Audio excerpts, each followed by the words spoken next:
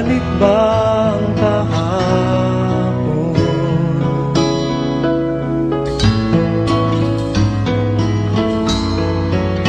Ang mga puno't halaman ay kabiyak ng ating gunita sa paglipas.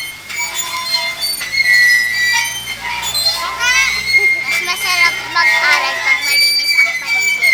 Kapag presko ang hangin. Ang Pilipinas ay isang arkipelago na pinamumugaran ng mga likas na yaman, sa lupa man o sa tubig. Sa katunayan, kung titingnan ang Pilipinas mula sa top view nito noon, makikita na isa itong nagniningning na luntian, puno ng kayamanan, malago ang kalikasan.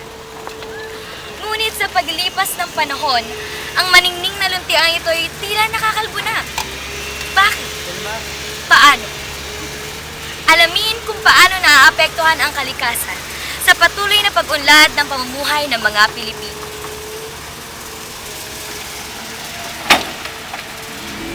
Masamang pag-unlad at malayo-layo na rin ang ating narating. Ngunit masdan mo ang tubig sa dagat, dati kulay asul, ngayon'y naging itim.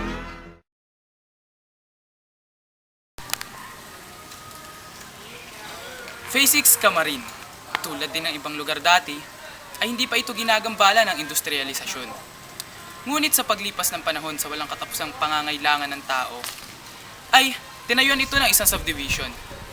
Kaakibat ng bawat isang bahay na itinayo sa subdivision ito, ay ilang punong pinutol.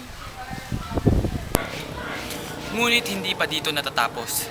Sa kasalukuyan, ay may itinatayong malaking tubo na magkokonekta sa Lamesa Dam at sa iba pang bahay sa pamayanang ito na magsusupply sa pang-araw-araw ng pangangailangan nila ng tubig. Patunay lamang ito sa kasabihan na kaakibat ng pag-unlad ng bayan ay ang pagkasira ng kalikasan.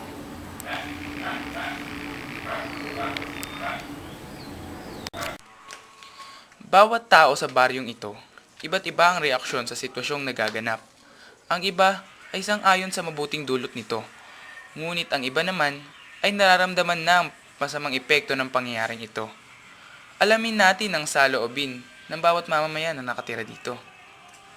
Ano po yung sa palagay ninyo magiging masamang epekto ng sinasagawang proyekto dito sa lugar? Uy, wala! Yung masamang epekto yung sinasagawang proyekto dito sa lugar.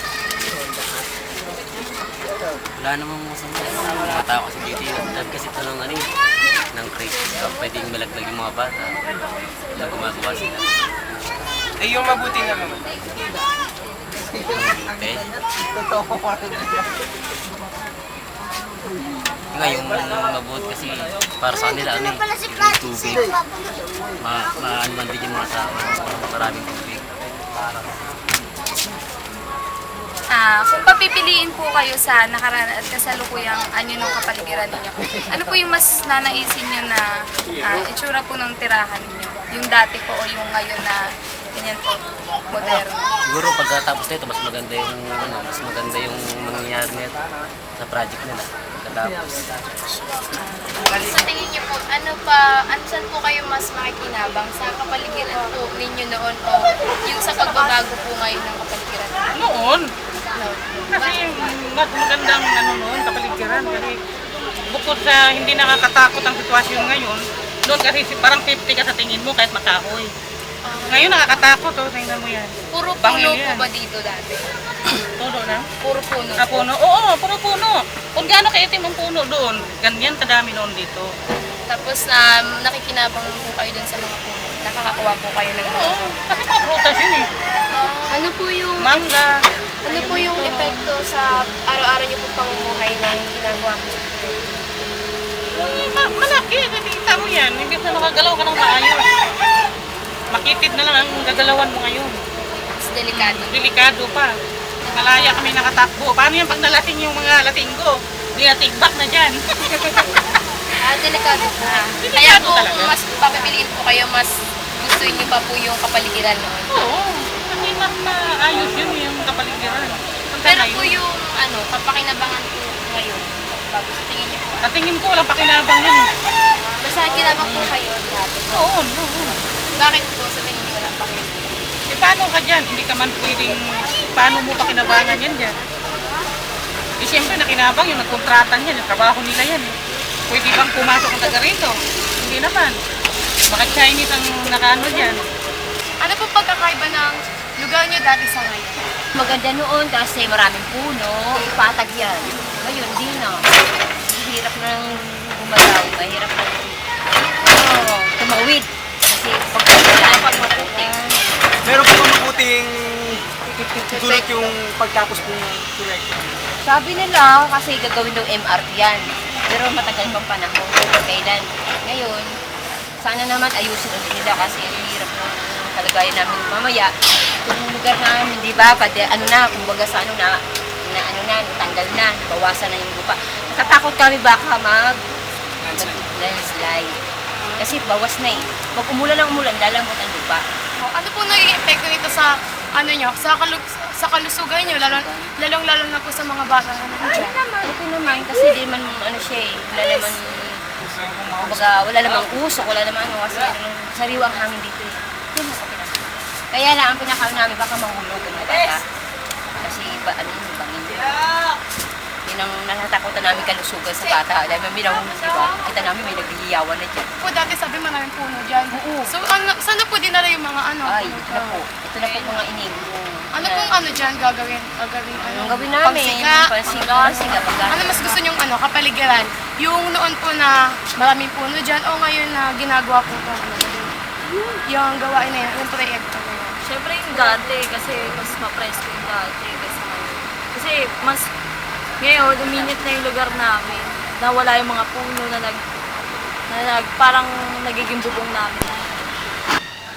Isa pa sa dahilan ng pagkasira ng ating kalikasan ay ang paglobo ng ating populasyon, na kung saan kaakibat nito ang pagtatayo ng mga paaralan na gagamitin ng mga batang sinisilang sa ating bansa para sa kanilang kinabukasan.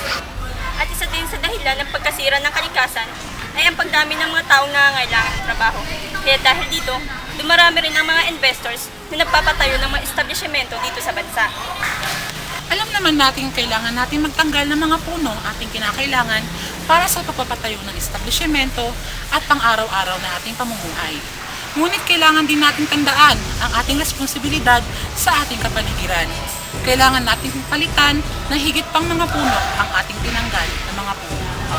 Suportahan din ang mga proyekto ng mga kagawaran ng ating pamahalaan tulad ng Department of Environment and Natural Resources, mga non-profit organizations tulad ng Haribon at Greenpeace, at ganun din ang 1 million tree planting ni Pangulong Noynoy Aquino. Nang sa gayon, makatulong tayo na maibalik ang ating kalikasan. Kasabay ng paglipas ng panahon, nasaksihan natin tunay nga ang kaakibat ng pag-unlad ay ang pagkasira ng kalikasan. Ngunit palagi nating isa sa isip na hindi lamang puro negatibo ang naidudulot ng modernisasyon. Sa halip, mas marami itong positibong naidudulot sa atin.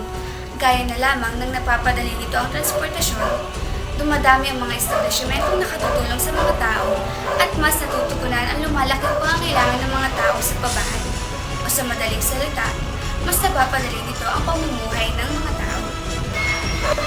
A single tree can produce millions of matchsticks, but a single matchstick can destroy millions of trees. Hindi nga masama ang pag-unlad.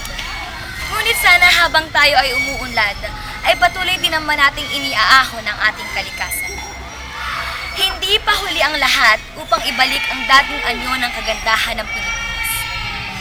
At walang ibang mainam na oras, kundi ngayon. Sana bumalik ang dating Pilipinas! Meron lang akong hinihiling, sa aking pagpanaw sana ay tagulan. Gitara ko ay aking gagalhin, upang sa ulap na lang tayo magkantahan.